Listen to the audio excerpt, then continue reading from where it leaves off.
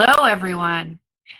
Under Laser Canada here reporting for LightBurn training. So I'm Z Kessler. I am the Marketing and Education Manager.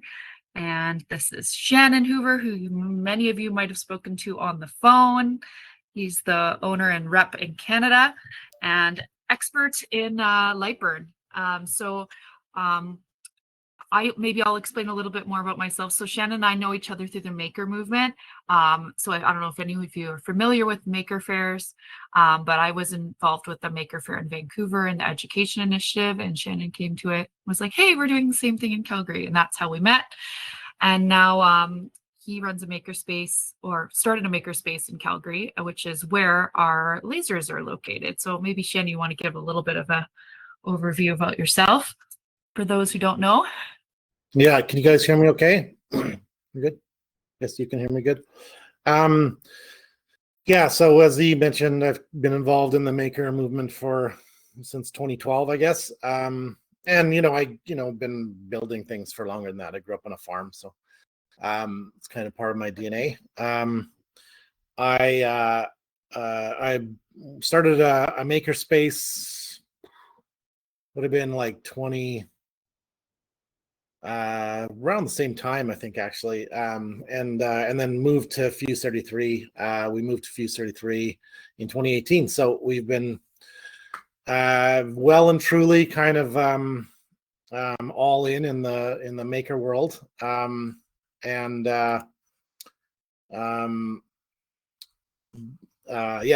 I started with lasers when we got a first makerspace. Bought a full spectrum laser, was my first one.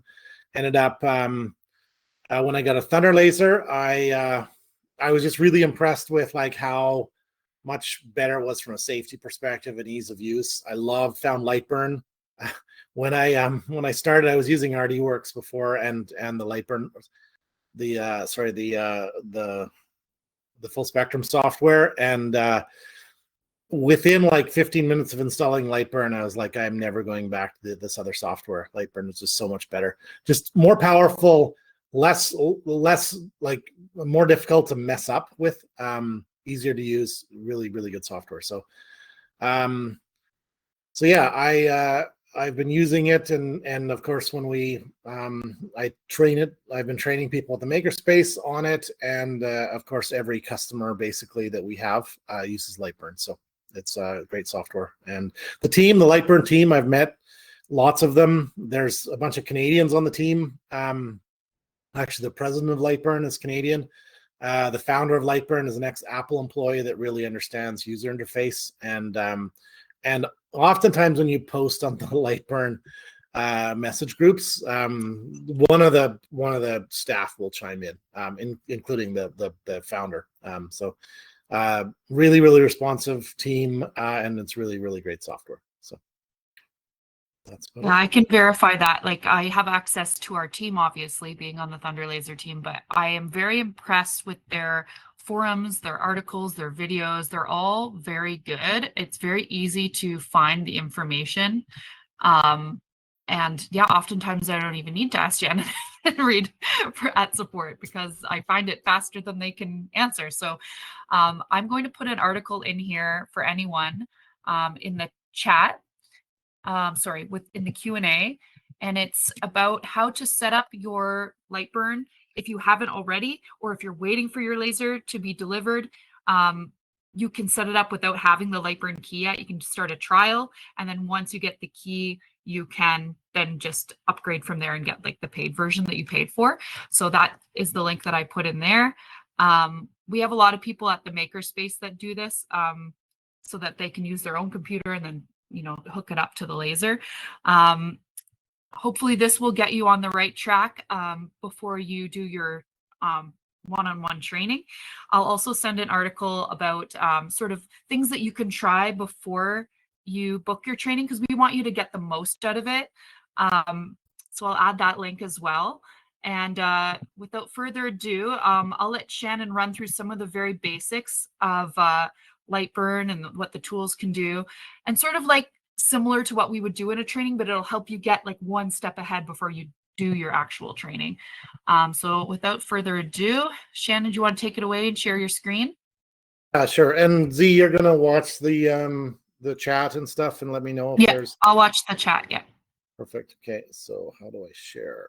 There we go. Share screen. All right. Okay. Just is everybody able to see the screen there? Oops. Yep. Now I see it. Okay. All right. Why am I not? Okay, I'm not seeing in my picture-in-picture. I'm not seeing my screen. I see it. Yeah, but it feels like it's broadcasting you and not me. But is that not the case? Is everyone seeing Shannon's screen bigger on their screen?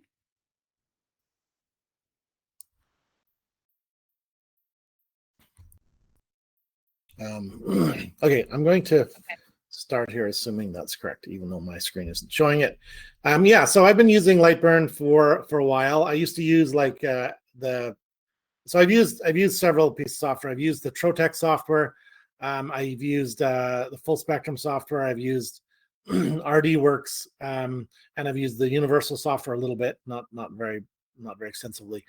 But I will say that in comparison to all of those, LightBurn is like miles ahead. The software is really intuitive. It's clear that the developers are very active and very supportive, and they keep on releasing new functions. The other thing I like about it, the licensing model is the least predatory licensing model of like any software that I've used.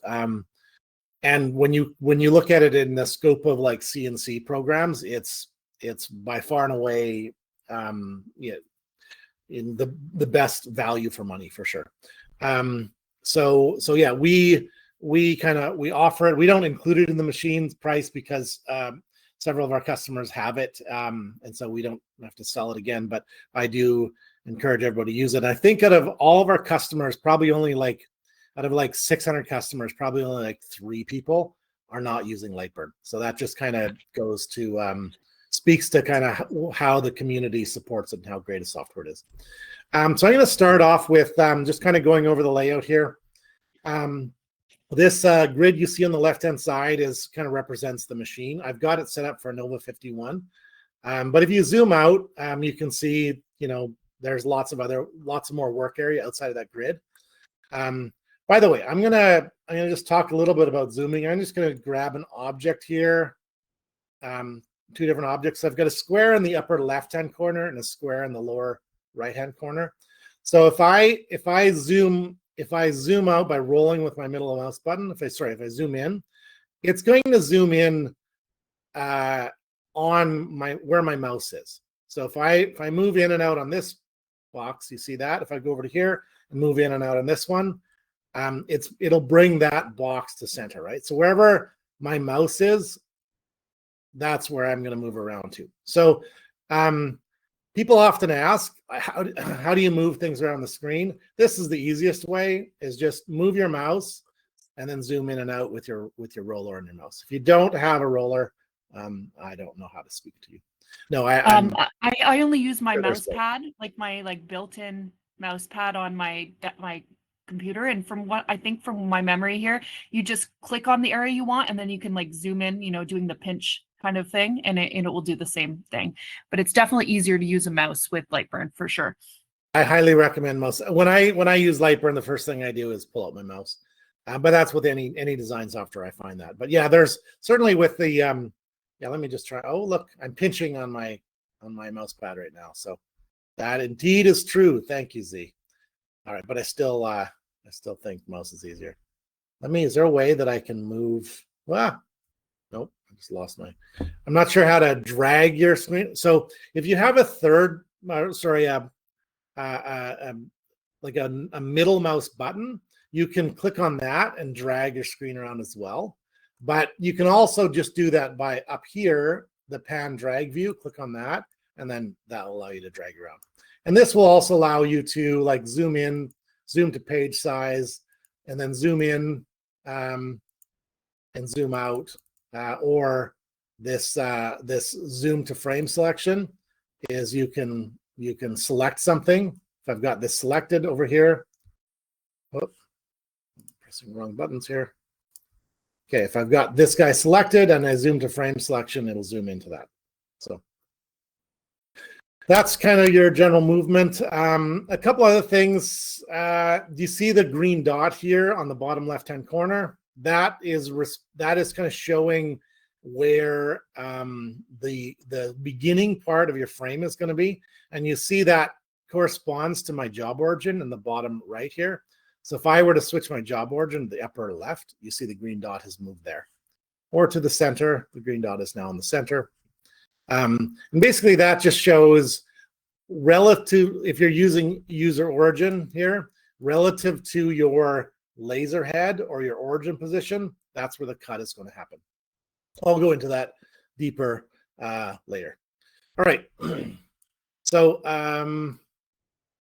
what are some other basic ones? One of the kind of the tips and tricks that I talk to people about is your selection window. This is something that it embarrassingly took me, you know, a while to learn. But you notice that when I drag left, that's a green select, and when I drag to the right, that's a red select. And that's very important difference, because when you're selecting something, which selection you use will drastically change how that selection box works. So the red select will only select things that it completely envelops. So in this case, the red select will only select, even at this point, will only select the upper left-hand box, because part of the bottom right-hand box is not in that selection window. So if I were to grab, like put a little circle in here, and I wanted to select this circle, probably the easiest way would be to do a red select like this. And because the parts of both those boxes are outside of the selection window, then I can easily select that, which kind of helps for, especially if I've got these set up as a fill here. Now I can't so easily grab objects that are inside the fill, but I can easily do it with the selection window. So maybe you want to show people about if their fill is not filling in like yours on the screen. Some people, when they install it, it doesn't automatically fill in when you choose your layer to be filled. Sometimes you have to click a setting. So Shannon will show you that. Default, this is not the setting. So if you go into edit here and you go to settings, and then there's the display tab. Oh, weird. It's not showing. Oh, okay. Let me, I will have to stop sharing and then reshare them. Yeah, it might be entire screen. Yeah, it is. Stop sharing, share screen, and you're going to see all my messy desktop. Entire screen. There we go. Share. All right. Okay. Now, if I go edit, settings, can you see the pop-up now? See? Yep. Yep. Okay. And then display, and then this is filled rendering. So if I have filled rendering turned off, this is what you'll see. And if I turn it on, device, oops, not device settings, edit, settings, and display, filled rendering. There we go. While I'm in the settings, let me go through a couple more important settings there. Oftentimes, when you set up a default machine before getting your laser, your original install will set up as if it's a diode, which can be really problematic, especially for people that haven't, you know, that want to reinstall on another machine and then everything's weird and different. If you go under edit settings here and look at units and grids, you see two options here. You're better for CO2 galvo and better for diode. Usually I have millimeters per second or inches and millimeters per second. I don't know, my brain isn't I think in big numbers in inches and small numbers in millimeters, so I never know which way to go. But often what people will do is I'll see them and they will have inches per minute installed here or set up. And then all of a sudden, if I hit OK here, you see my speed and power has changed, right? And so the numbers that they're used to, and the thing is, they're not like vastly different, but they're different enough to mess everything up. So so just be aware that if you're using, you should be in millimeters per second. That's by far the standard for speed and power in the laser, in the gantry laser kind of industry. People that are using diodes, those machines run much slower, and so they will use like a per minute, inches or millimeters per minute option instead of per second option. But because it's not a factor of 10 or 100, then it's very confusing why the numbers are so vastly different. So yeah, settings here, units and grids, millimeters per second. That's where you should be. Anything else in here? Talk about another thing that we should get right at the beginning here is like common issues we see that people have from the get-go is if you haven't entered your scanning offsets or let me get to that. Z, I'm hang on. So okay. The other important one on this screen is beginner mode here. So I would suggest when you install the first time, it's in beginner mode. I just go right to advanced mode. Beginner mode just removes some of the things off your window, and I haven't really found that useful. And then under your device settings, this is where what Z was talking about.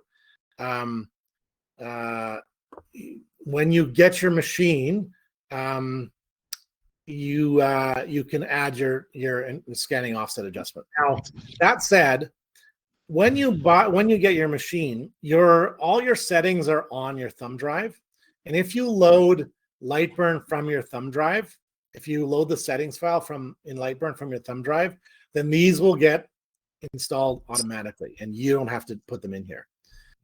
But if you ever look in the Thunder Laser groups, inevitably, like probably weekly, somebody will post a picture or a video of them engraving, and the engraving quality is really poor, and then 400 people will respond and say, have you entered in your scanning offset adjustments?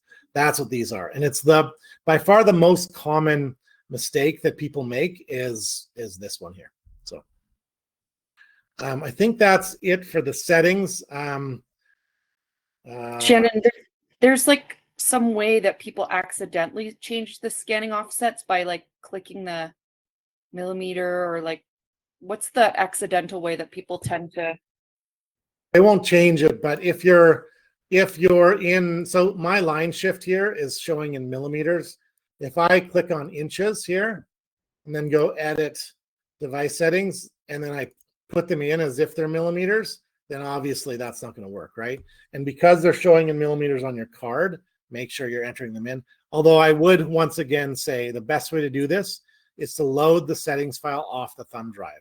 Don't actually type them in off of the gold card. And if you need a tutorial on that, we can link it later. But I would strongly suggest for anybody that is new to lasers, there's some great channels out there. I really like the channel Laser Nug, Gord Potter, who may or may not be on this webinar. If you are, hi Gord. So I'm going to go to YouTube here and go to Laser Nug. And this is his channel here. And he goes over the setup of his machines. He's got lots of videos here. 121 videos. Oh my God. I think the last time I checked, there was 89 videos. So he's adding them like crazy. But in here, he shows how to set up his new his Nova 35 60 watt, and he goes through that process. So I encourage you to watch his videos. They're great. He's also Canadian, so when he looks at products, like compares them, they're things that you can find commonly in Canada. As I'm sure you know, sometimes certain adhesives or different things you can only get in, on Amazon and shipped from the US, which is obviously a lot more expensive right now. So Gord's great for comparing things that you can actually find in Canada. Yeah, I'd like to just kind of throw in a plug for some of the work that Z's been doing too. So in the last, since the kind of whole tariff thing happened, like to begin with, like the reason why we love like working at Thunder Laser is because, I love at least, is because we're, as part of the maker movement, I'm, a violent supporter of like making local and supporting local. Now we don't, obviously the machines aren't made locally, but you got to pick your battles. And I love Thunder Laser, and I think they've got a great kind of mentality for having local support, and they're really supportive of us being as local as possible. One of the things that we've done is we've been trying to source consumables that are as much as possible locally made, and when not locally made, we're trying to find them in a way that has the lowest kind of tariffs or import fees possible. So right now we're working with a Canadian company called True Flat, and we're selling those products. And I think Z, you have a code, a discount code. Is that right? Yeah, I'll put it in at the end of the webinar. I'll put the link to our shop and then the discount code for everyone, so you can get 15% off some of our wood that we're selling. That's all made in Canada. And we also have a sample pack for $75. That's like 10 sheets, which is below kind of cost on that, just as an incentive to try it out. And every customer can buy one of those. It's limited to one, but yeah, go ahead and try those out.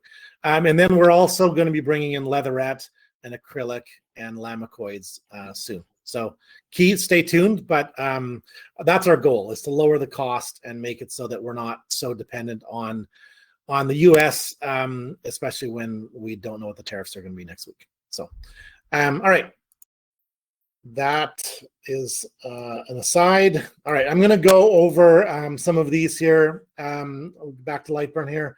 So you notice that on my left here, we have a bunch of different icons here. So we have the line icon.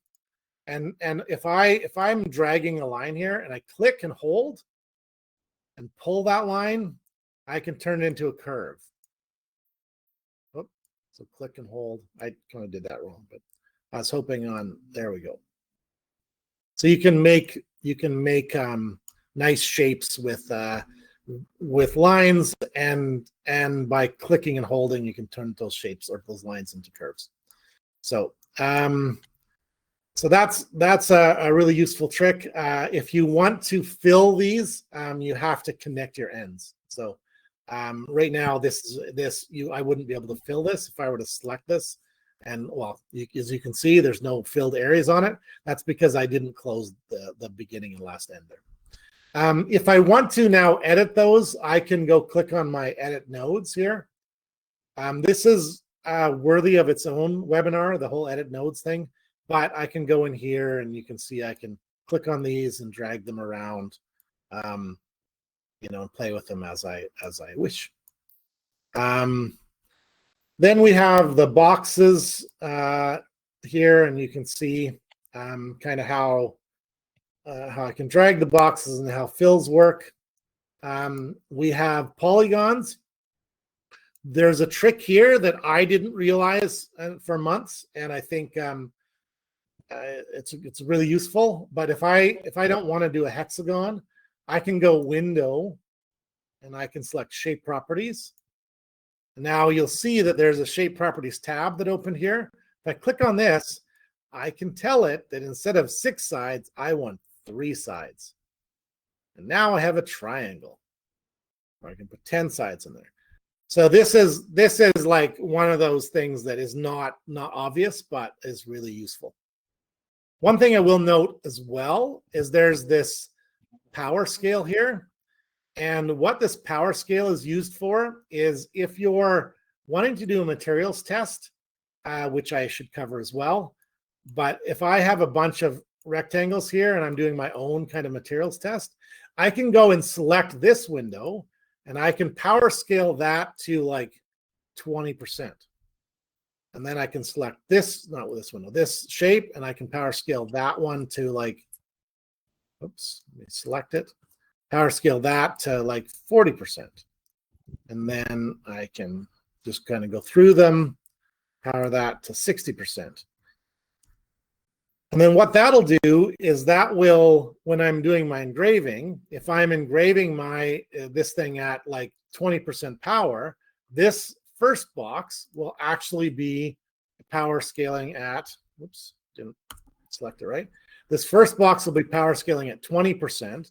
This one will be power scaling at 40%. So if my layers are set to 20% power, well, 20% of 20 is 4%, and then 40% of that is what, 8%. So I'm not sure if that math is correct. Anyway, yeah, so you can see how you can develop, you make your own kind of power scale testing. I rarely use this because Thunder Laser has built in this really useful materials test, which I'm going to go over later. I won't do that now. All right, I'm going to delete some of this because we don't need all of that. Next thing I'm going to show you, actually, I'd like to show people how fills work. Now, you've noticed that as I drag this one over, it reverses the fill, right? It's not like really intuitive. Sorry, Z? Oh, no. Oh, it's not really intuitive how this works. But it's important to understand it. So basically, the fill is like kind of like a Boolean. So if it's like an on or off. So if the laser, well, as soon as the laser or LightBurn detects a line, that turns the fill on. When it detects another line, that turns the fill off, right? And you can kind of see how that works here. Now, what's neat about it is I can layer this infinitely, right? So I can do this if I want here, you know, and drag these ones on now. And this gets like a little bit trippy to watch here. And this looks very complicated, but once you kind of understand how it works, it totally makes sense. One of the important things about fills is if I go on the internet here and I search for Pokemon tribal tattoo, that's my favorite laser search here. So I'm going to go images. I mean, who knew that there were so many good laserable Pokemons from looking for tribal tattoos? All right, so I'm going to copy this guy. By the way, you should never steal people's artwork and use it and sell it out. I'm just doing this for testing purposes only. I'm going to trace these here. I'm going to select this this guy, delete it, and then I'm going to delete the ungroup these and delete the ones I don't need here. By the way, actually, I'm just going to go back here a little bit. So I feel like the trace functionality is one of the most useful things in LightBurn, and many people are intimidated by it, but it's really, really easy. So I've drugged this image online. I like these types of on the screen. I like these images because they're high contrast. So if I right click and say trace image, it's going to show me with these pink lines. I'm going to fade my image so I can see it a little bit better, but it's going to show me where it's going to guess the traces should be. And it's usually pretty spot on, but you can see on this one here, there's some gray that it has missed out on, right? And here, and so I can change that by just adjusting my threshold until it grabs all that gray, right? And you'll notice over here that the breath off of this guy, I can go and grab that. So now, when I select trace, there we go. I've got a slightly better image. Now, now that I've got these things traced here, they're all grouped, and this is another really, really important aspect of LightBurn is grouping and ungrouping. Now I'm going to switch this line to like a cut line so we can see the lines on this. And you may notice, I don't know if you can see, but this line is it's a dash dot dot dash dot dot dash line. that indicates that this object is grouped. And so if I go over here and I select the single head versus the several heads icon, this will ungroup it for me. And now you see that it is no longer a dot dot dash line, it is just a dashed line. That means it is ungrouped. Now if So you can right click, right? These are all selected, and if I move this around, I can move it around like that. But if I just grab a shape, now it'll just pull that shape away. Yeah, there's several ways to group. I can right click and group off that, or I can press Control G and Control U. By the way, if you don't know this about kind of Windows in general, is that it almost always will show you these shortcuts beside your menu items. That's not a good one. So if I mouse over here, you can see right here it says group selection is Control or Command for Mac plus G. So that's group. That will allow me to Control G will group, Control U will ungroup. Now there's some important things with grouping. One is like if I'm going to be engraving or filling something, so I'm just going to go grab these guys up here. But if I'm under fill here, you notice I have the options with my fill to fill all shapes at once, fill groups together, or fill shapes individually. So by filling groups together, like if I had several of these like around the page like this, I may not want to engrave these all at once. Because if I engrave these all at once, at this point, it's going to, there's a lot, see all that red space? That's where the laser head is going to be traveling. That laser head is going to be spending a lot of time going over empty space, okay? But if I were to take these and group each one of them like this, and then I preview, sorry, and then I go into here and I say fill groups together, and then I preview, check that out. Way less red, way less wasted time of your head traveling over empty space. But it still is going to engrave these ones as if they're one object, which will save you a lot of time. So grouping is useful. It is kind of endemic to the software and kind of really useful. All right, back to my Pokemon. Okay, so I'm going to grab this guy here. We're going to pull him out, and I'm just going to delete the rest. And I'm going to make him orange, so he's filled now. Now watch. So one question that we get that I often get is, I want to engrave this, but I want it to be a reverse engrave. I want this to be the engraved parts. I want to be light, and or let's say that if you're engraving on wood, the orange areas in here will engrave dark, right? They'll be a dark brown. If I'm engraving on a black tumbler, well, the engraved parts are going to be light. So especially like many objects will look weird when you engrave them.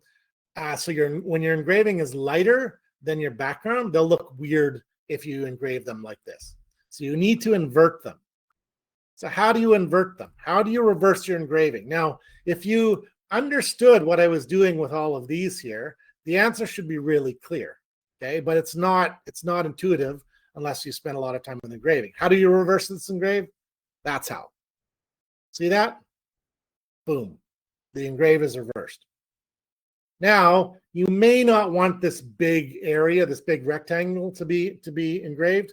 So another really easy way to reverse your engrave is the next thing I'm going to show you, and that's this offset shapes tool.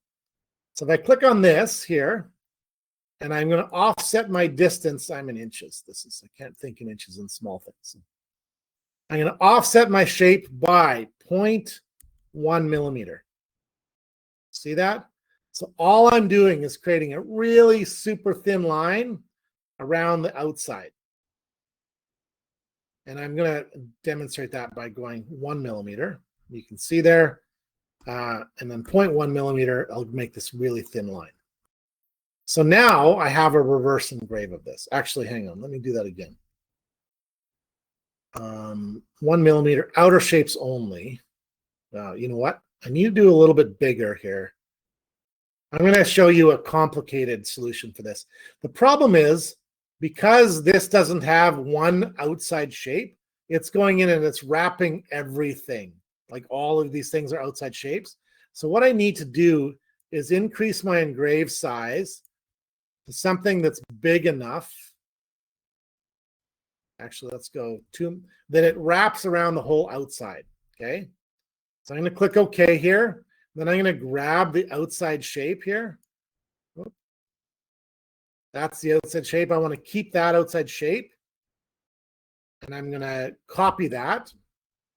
And then I'm going to undo this. Go back to my original one. Paste it back in. Let me group this guy here. And then I'm just going to hit this little target button.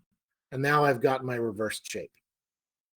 Now, if I don't like this wide of a space around it, well, now I can take that outside shape and I can offset it one more time, but I'm going to offset it inwards.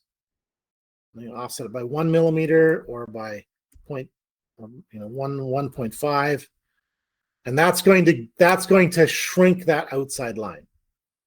And delete the original results, and there we go. It did give me a weird thing with the area between the tail here, but basically what it did was allowed me to take that outside line and make it really thin by expanding it and then retracting.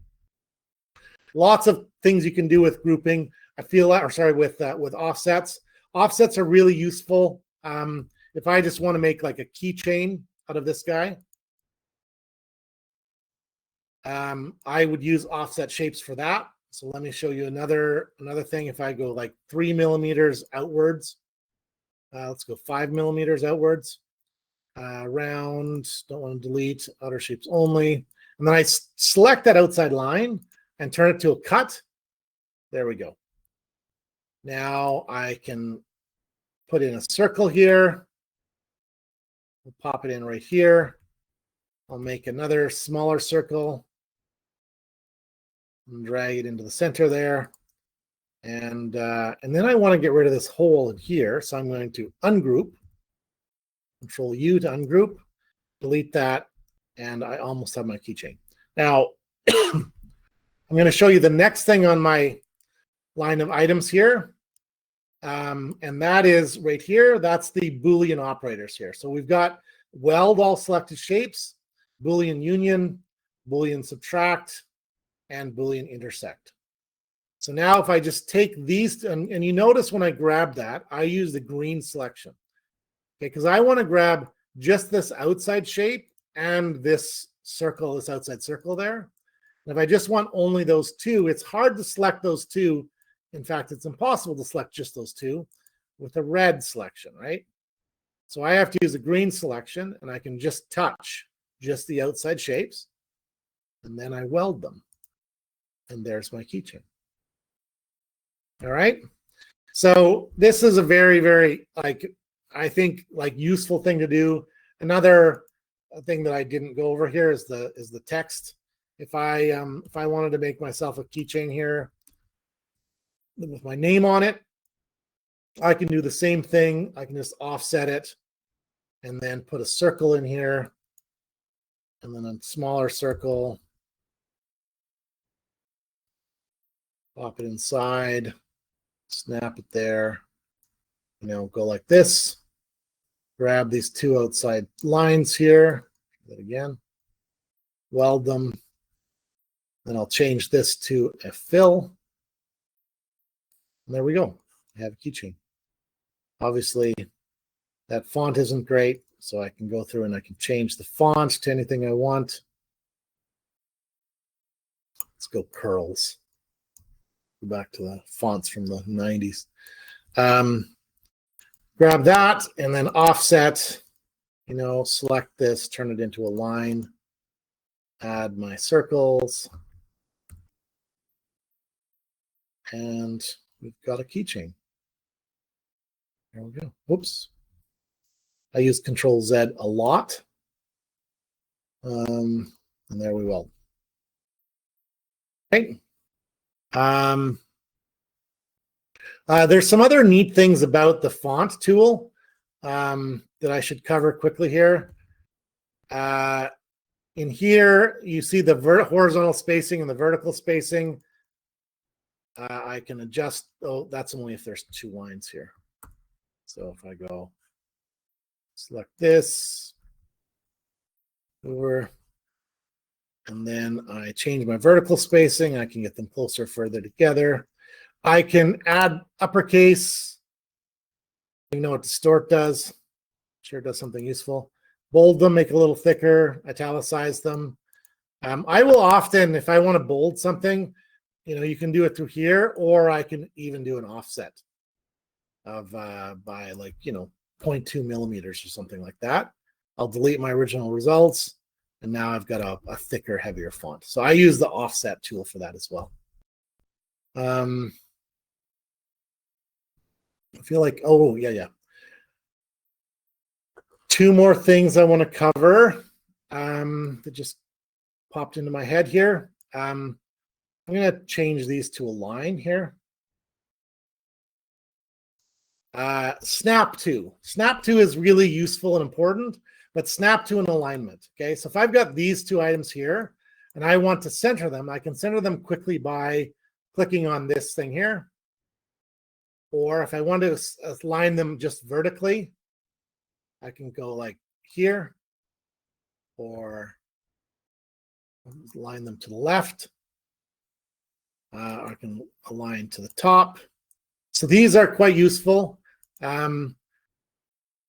There's another thing that that is not well understood, or not totally intuitive.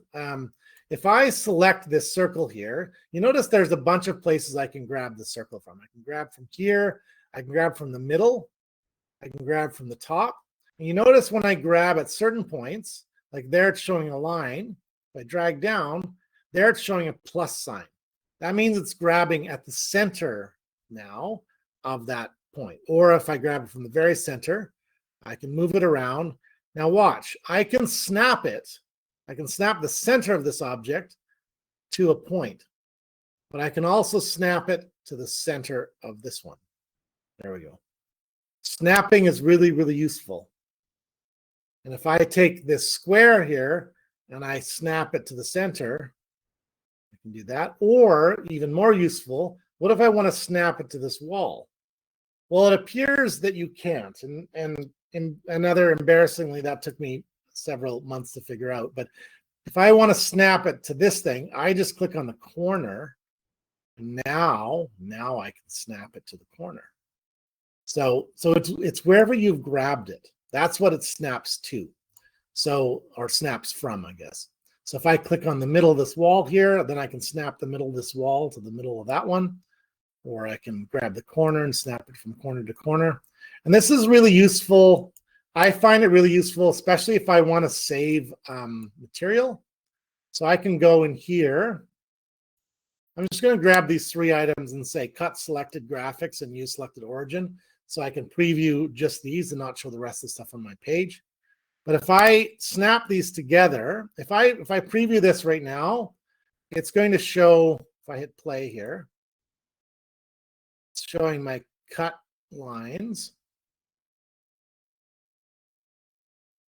And notice that it's skipping the center line there. So this, my total estimated time is 12 seconds. The reason why it's skipping is because I've gone into optimization settings and I've selected remove overlapping lines. So if I have that selected, again, under optimization settings, if you select remove overlapping lines, then it won't double cut lines that are snapped together. Okay, this is very, very useful, especially if I was going to say, pretend this is a coaster and I wanted 20 of them. I go 5 by 4 and I say I have 0 spacing and 0 spacing. Okay, now if I preview this, let me remove the optimization, the remove overlapping lines, and preview this. This is going to take 1 minute and 42 seconds. And now if I go under optimization and remove those and preview, now it's down to 1 minute and 9 seconds. So not only does that save like material, because it gives you better cut because you're not double cutting some lines. It saves material because you can have things spaced on top of each other, and it speeds up your cutting process. So that's a big win. Very, very useful. By default, I leave remove overlapping lines turned on. This is not a default setting. So if you want to enable this, go into optimization settings and select that. And I honestly don't know why you wouldn't have that turned on. Like, I don't know the use case for not having it on. If you've got lines overlapping, they should probably only be cut once. So, okay, I can delete that. We're going to go back to our, I think we've done enough with fonts and all that. I'm going to go back to the Boolean settings here. So I'm going to delete these guys and ungroup that. All right, let's zoom in. Yeah, let's do that, Shannon. But then after that, can we do the materials test? I just want to make sure we have enough time. We have 15 minutes left. Okay, yes. All right. So Booleans are very, very commonly used, and they're can be a little bit tricky to work your brain around.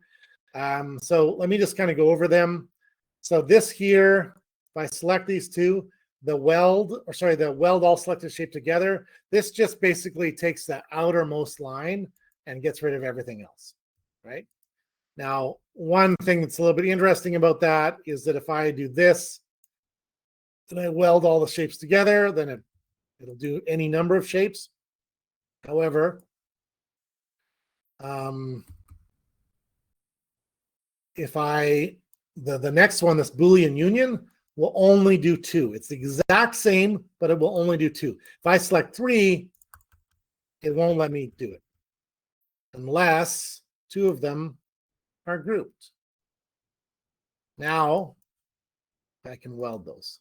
So I can only weld these if they were previously grouped, which is a little bit weird because I don't know what the benefit of having this Boolean union here is when you have weld all shapes together, because it just doesn't work if you click on more than 2 shapes.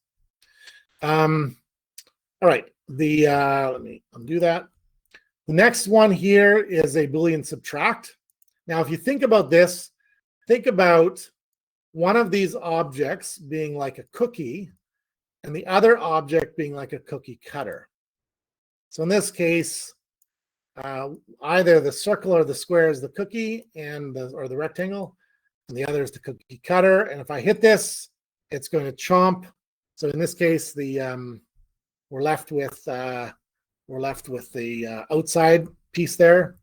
Now, what if you want to switch them? Well, all you have to do is undo, click it again, and it will do the opposite, which I find very intuitive and useful because I can never tell which one. I think it's which one is selected first. Tells you which one it's gonna prioritize or be the cookie versus the cookie cutter. But when I select things, I never know. I just selected them both, right? So all I do is I hit this. No, that wasn't the one I want. Hit it again. Boom, I got what I want. All right. Hopefully that makes sense. The next one here is the intersection. Now the intersection, this one seems to be the kind of the most clear to me. And that's this inner shape is what the white shape is the only thing I'm going to be left with. So there you go. These selectors are really cool and useful. To quickly kind of go on to the other things on this list, we have an array of selected parts. There's lots you can do with arrays. They're really useful. Mostly, 5 by 5 with like 5 millimeters spacing, and boom, there's my array of 25 things. So if you're going to do like a bunch of coasters, use an array.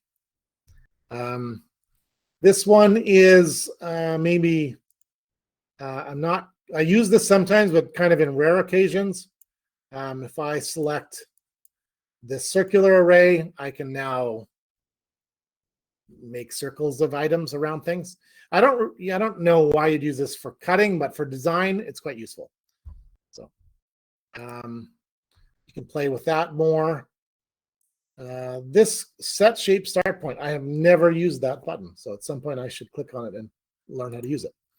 Another one that's quite useful and people don't realize how easy it is this corner or rounded corners. If I just double click, it'll round my corners on me. Now it's doing at a radius of 10 millimeters.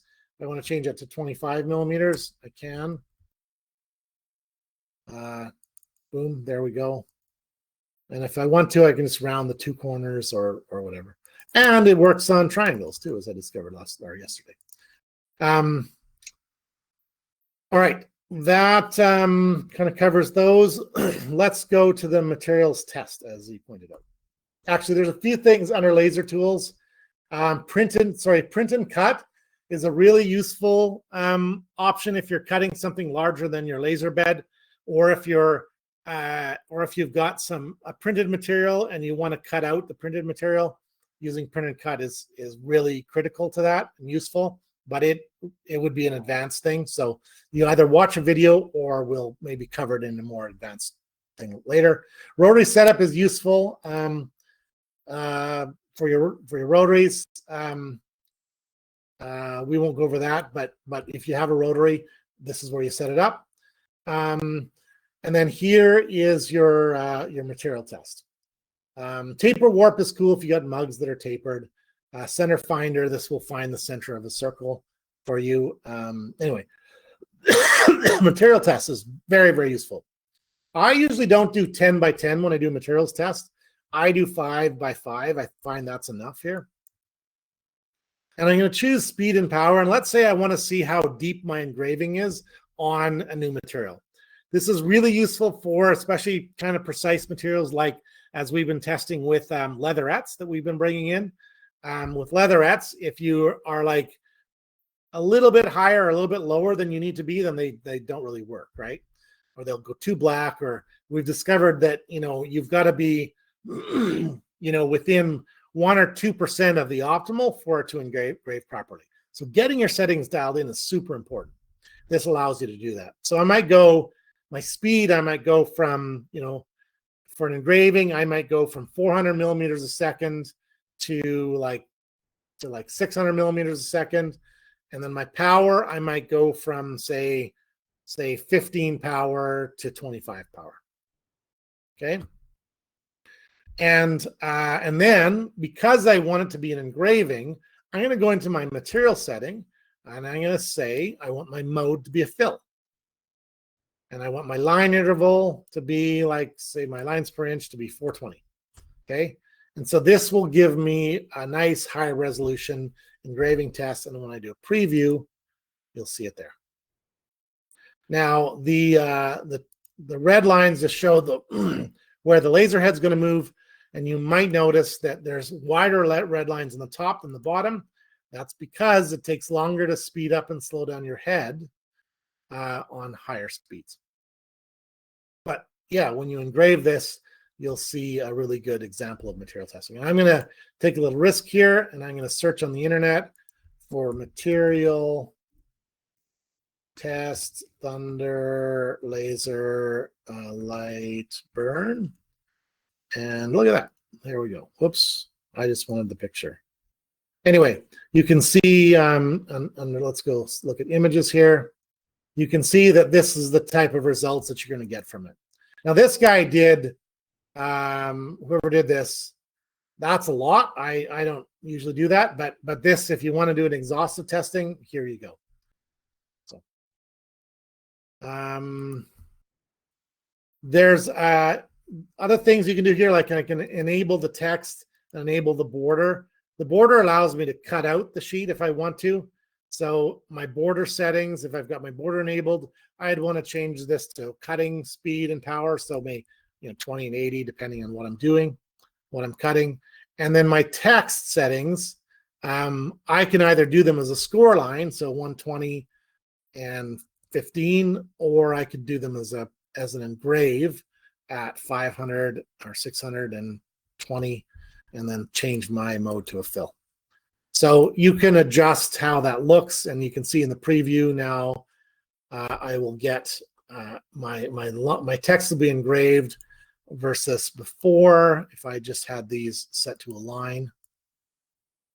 Oh, align. When I preview that, then I just see the lines there. All right. This is a really, really useful tool. If you don't use it, you absolutely should. So any new material that you get, run one of these on it, and kind of get used to what the differences are. All right. What do you think, Z? Did I hit all the things? Yeah, exactly. And we just sort of ran through everything quickly just so you can sort of see all the different things it can do. But now that you sort of know the names of the different functions, if you look them up on the LightBurn website, they have a forum, they have great videos. It's really easy to learn from their website because they just describe it really well. They use moving GIFs to like show you, okay, click here and this happens, so it's very good. And there's so many videos on this, and LightBurn has their own videos, which are great. But there's many like YouTubers that have done videos. There's so much information on LightBurn, and the community is really great too. Yeah, I agree. So for everyone that's attending this webinar, check your email afterwards. I've sent a bunch of links that are really useful for learning LightBurn, like in terms of like what programs you can import files from, that sort of thing, how to do the materials test, how to use the materials library. I've put a couple of those links in the chat here, but you don't have to save them. They'll also be sent to your email, as well as a link to our shop, which I will share below here. So this is a link I'm putting in the chat to our laser woods that we have available. We haven't got a domain name yet. So right now we're just linking it to our main site. But this is a collection of laser materials we have that are woods for the time being. We're obviously getting more, as Shannon mentioned. And since you attended this webinar, if you type in the code LBWeb15, like LB for LightBurn, Web15, you can get 15% off for the next 2 days. It expires at midnight on Friday night. And that will also be sent to your email. Also, if you're interested in the wood sample pack, you can't use the discount for that because we're already kind of giving it to you at cost, basically, because we're including the shipping. But if you want the wood sample pack to test out different woods, you have to email us for that. It's not included in our shop. But I put a link to that as well in the chat here. But it's also on the front page of our online shop as well. So if you want that link, it's in the scrolling banner on the front page of our materials site, which is different than the Thunder Laser site. But there is a link from the Thunder Laser site to our materials shop. So stay tuned for that. We're going to be doing probably a webinar about the different materials that we're putting in our shop. So as soon as we get the acrylic in, the lamicoids, the leatherettes, we'll start sending them out. But also, if you would like a sample of leatherette, we just sent a bunch out, but we're getting some more in soon. Leatherettes are basically like laser friendly fake leathers that have 2 layers. So when you go through, just say it's brown, it might show like gold underneath or silver underneath or black underneath. And they're very cool. They come in a lot of different colors. So I can put a link here in the chat for that as well, just so you can see what is available. We're not going to necessarily have samples of all of them, but once you try the samples and see which ones, see that the quality is good, you can know that would apply to other colors as well. And we're sort of doing a survey to do like pre-orders to figure out what colors people like.